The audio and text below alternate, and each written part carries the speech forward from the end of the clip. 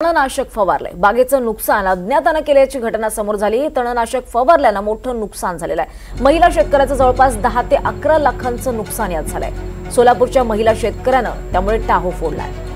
बार्शी तालुक्यात एका शेतकऱ्याच्या द्राक्ष बागेवर अज्ञात इसमानं तणनाशक फवारल्यानं संपूर्ण बागेचं नुकसान झालंय। त्यामुळे हातातोंडाशी आलेलं पीक हे गळून पडलंय आणि त्यामुळे महिला शेतकरी अक्षरशः धाय मोकलून रडते।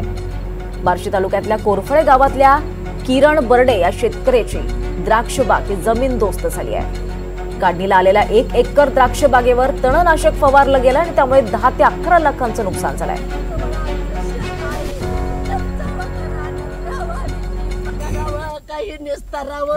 काय करावं, न्याय द्या का आम्हाला, न्याय द्यावं, त्याला धरून तुम्ही अटक करावं।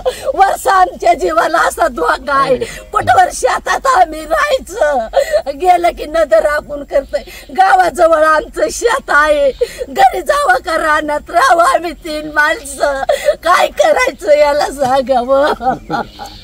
माझ्या पोराला आमच्या कुटुंबाला धोका आहे त्याच्यापासून बघा, एवढंच माझी विनंती आहे। बघा पोलीस स्टेशनला न्याय द्या, मला न्याय द्या गाववाले।